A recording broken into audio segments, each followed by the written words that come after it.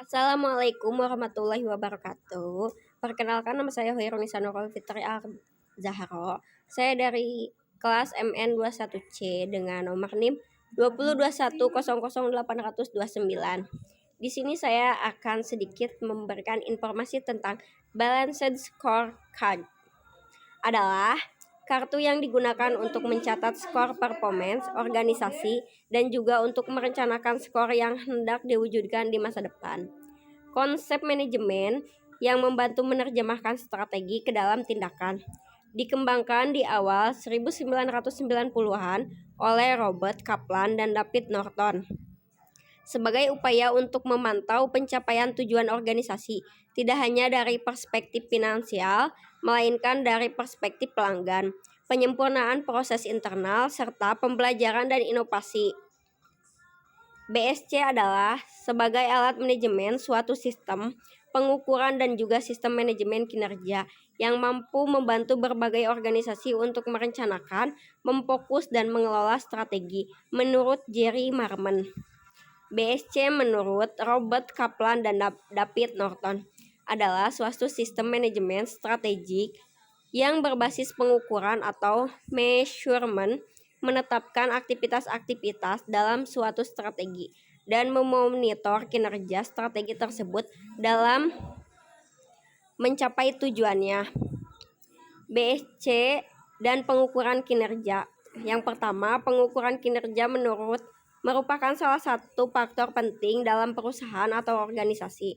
Selain digunakan untuk menilai keberhasilan organisasi, juga digunakan untuk menentukan sistem imbalan. Yang kedua, BSC tidak hanya sekedar alat pengukur kinerja, tetapi merupakan suatu bentuk transformasi strategik kepada seluruh tindakan dalam organisasi. Ketiga, pengukuran kinerja yang komprehensif, tidak hanya ukuran-ukuran keuangan, tetapi penggabungan ukuran-ukuran keuangan dan non-keuangan, sehingga organisasi dapat berjalan dengan baik. Manfaat BSC dalam pengukuran kinerja.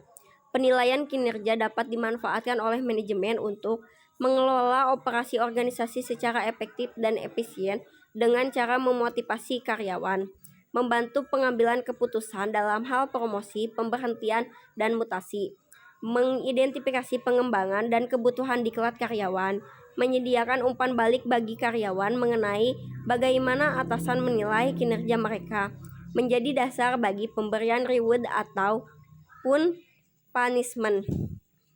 4 perspektif pada BSC. Yang pertama ada perspektif finansial atau keuangan. Perspektif keuangan menjadi perhatian dalam BSC karena ukuran keuangan merupakan konsekuensi ekonomi yang terjadi akibat keputusan dan kebijakan. Tujuan pencapaian kinerja keuangan yang baik merupakan fokus dari tujuan-tujuan yang ada dalam 3 perspektif lainnya, atau customer, internet bisnis, proses, learning, dan growth. Sasaran 2 perspektif keuangan dibedakan pada masing-masing tahap dalam siklus bisnis, yaitu growth, tumbuh berkembang, sustain, bertahan, harvest, panen. BSC sebagai kerangka keberhasilan implementasi strategi. BSC merupakan mekanisme yang menerjemahkan strategi ke terminologi operasional dan mengkomunikasikannya ke seluruh organisasi. Sistem manajemen yang mengelola dan memfokus pada strategi. Mekanisme yang dapat mendesain proses kegiatan kunci yang mampu mengungkit daya dorong strategi. Mekanisme yang menyelaraskan antara strategi dengan tujuan-tujuan individu.